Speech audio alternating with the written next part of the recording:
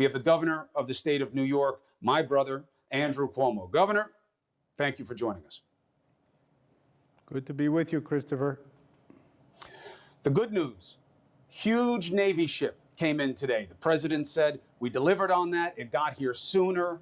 What is the significance? Because you've said that some of the reporting about the ship is right, some of it's wrong. What's the reality of what this event means? Yeah, the reality is President Trump sent the U.S. Navy ship Comfort to New York. It's in New York Harbor. And the Comfort and a federal facility that we built at the Javits State Convention Center, those two facilities, 2,500 beds in Javits and 1,000 beds at the ship, will actually serve as basically a relief valve for the hospitals. They won't do COVID patients themselves, but there'll be a relief valve for the hospital system, and that's the whole battle, is the capacity of the hospital system. There'll be a relief valve to relieve some of those patients so the hospitals can focus on the COVID patients. So, simple question. Has the president been stepping up? Are they keeping their word on the federal level? Yeah, look, I said to the president privately, I've said it publicly, we need to work together in partnership. This is the essence of federal-state relations, right? This is how we deal with these types of situations. And if the president is helping the state of New York, I'll be the first person to say so. If we have a difference, I'll be the first person to say so. And the president has been very helpful. The Comfort has been very helpful. The Javits Center, 2,500 beds. I'll tell you, Chris, the Army Corps of Engineers did a phenomenal job. It was like in 1 week, they came into the Javits Center and built basically an entire field hospital, and they're staffing it.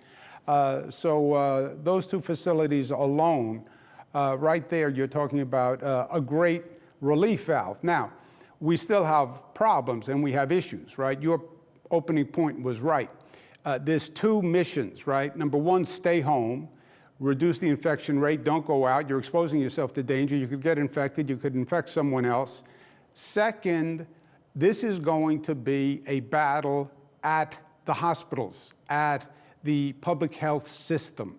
You're going to have a hospital system deluged with people, and we'll have probably twice the capacity that the healthcare system was designed for, and that's why you'll see the doctors, the nurses, the staff, that's why they're under such stress. You'll have twice the patients. You'll have twice the patients that the capacity was designed for, meaning you will not have the beds and the ventilators and the staff to accommodate, you believe, by a factor of 2. Yeah, well, see, once you go to overcapacity, it's all of the above, right? Actually, the beds are the easiest thing to find. You wouldn't think of it, but it's easiest to find the beds. It's the equipment, because now you have every state trying to buy the same equipment, and you have countries all across the globe. Yeah, the PPE, the ventilators, et cetera. And it's the staff. The staff is getting exhausted. I had one nurse say to me, more than physically exhausted, I'm emotionally exhausted. You know, this is weeks, and this will go on for weeks. And you have people showing up into really dangerous situations. They don't know if they're going to contract the virus, if they're going to bring it home. Many people are dying, and this is going to go on for weeks. So that's a whole new stress on a staff. And the worst is yet to come. PPE is going to be a big deal. As some may know, may not know, the governor put out a call today that, hey, if this isn't happening in a bad way in your community or even in your state, come help us. And that is really a clarion call for the need to be calling out anybody who can come to help. It'll be interesting to see who responds. Now, the president said something today that I want your take on. The answer that you've given so far, you said you don't know what he means, but I want you to think about it a little bit more. Let's play the sound about what the president suggested might be happening with some of the equipment that we are all desperate to find for our healthcare professionals. It's a New York hospital, it's packed all the time.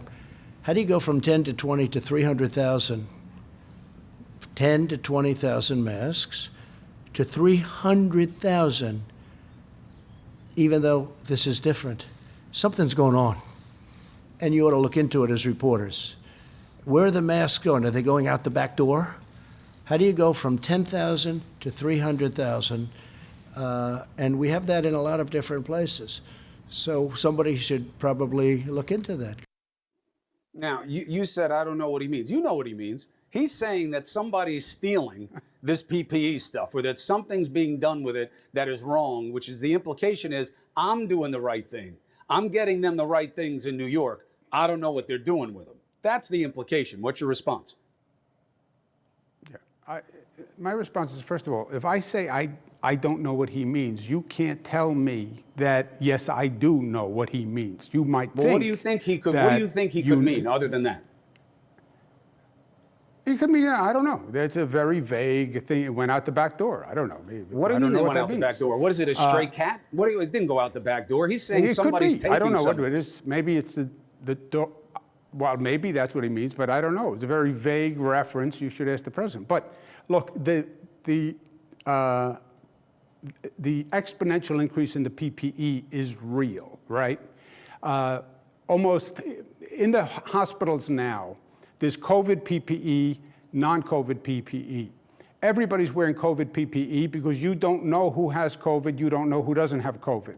Every time they see a patient, they have to change their PPE. So yes, the burn rate of the PPE is much, much higher. So I think when the president says it's an incredible increase, I think he's right. If you are right by what you thought he meant when he said out the back door, as if it is being stolen or misused, if that's what he meant, then he should say that, ask for an investigation, and that's how you handle that. If that's what he meant, which is what you think he meant. I don't know what else he could mean. But your point is taken, which is it's about the burn rate. Okay. He may not understand the facts yet. He may not want to accept it. It's a way of hedging against the need, as great as it is. But this is something that this president does. He's done it to you a few times. You know, he goes back and forth about whether or not you're good or bad. Right now, you're good. Poll numbers came out. And he's very responsive to poll numbers. And they say you're popular now because of how you're doing this. So he weaponizes it and says, you know what he should do? He should run for president, this guy, Cuomo. He'd be better than Biden, this guy, Cuomo, but I'd beat him too. Let me ask you something. With all of this adulation that you're getting for doing your job, are you thinking about running for president? Tell the audience. No, no. No, you won't answer? No, I answered. The answer is no. No, you're not thinking about it? Sometimes it's one word. I said no. Have you thought about it? No. Are you open to thinking about it? No. Might you think about it at some point? No. How can you know what you might think about at some point right now? Because I know what I might think about and what I won't think about. But you're a great interviewer, by the way. Appreciate it. Learn from the best. The point is this. What do you think of him trying to play you against Biden? That's what's going on here. He's trying to say Joe Biden is weak. Look, even Cuomo is stronger than he is, and he's not even running. What's your response? Again, that's your interpretation of what you think the president was saying. I know Joe Biden many, many years. I worked with him when he was vice president. He has been a tremendous asset to the state of New York when he was vice president with President Obama. So I've worked with him on a professional level. I know him very well personally. I can't say enough good things about Joe Biden. So I think he's a great public servant. I think he has been extraordinary on a number of levels. I think he's a good man. I think he has a good heart. I think he has a good soul. I think he's well-meaning. He's knowledgeable as heck. He has wisdom. And I think he's a leader. You know, at one point, Chris, it comes down to a simple concept. It's about leadership, right? The experience, the wisdom, the capacity to do the job. Not just think about it, not just talk about it, not just tweet about it, do the job. And Joe Biden is a guy who does the job for real Americans, right? We grew up, we're middle class New Yorkers. We relate to him that way. He relates to people all across the country that way. And his sense of connectivity, his sense of capacity, you put all that together, and he's the real deal. Well, we'll see. He's got to get through his primary. There's a long race to go. We'll see how this plays for the president. Two quick things. One, what do you still need in terms of the urgency? Where are you on ventilators? Where are you on PPE? Where are you in terms of being up to where you need to be because of what you think is coming in context of Tony Fauci telling America today the sober reality that we could lose 6 digits in terms of the death toll in this disease, at least 100,000. What do you still need? Well, look, Tony Fauci is looking at the numbers, right? And that's why I respect him, and that's why I like to talk to him. Everybody has a theory, everybody has an idea, including you. I like to talk to Fauci. He has numbers, he has facts. We, in New York, you'll have different curves in different places around the country, right? Because the virus moves faster in some areas. It moves very fast in New York because we're a very dense area, we're very intense, we're on top of one another, so the virus moves fast. We are still on our way up the mountain of the curve. We hadn't hit the curve. One of the things we're doing now, I brought all the hospitals across the state together. First time ever. And I said, look, we're no longer New York City hospitals, Long Island hospitals, public hospitals, private hospitals, upstate hospitals. We're one hospital system. And we're going to operate that way. And we're going to share equipment, we're going to share staff, we're going to share resources. All the fiefdoms are broken down. We're going to have to make that entire healthcare system work because we're still on our way up the mountain. Right. The apex is anywhere from 6 days to 21 days away, depending on who you listen to.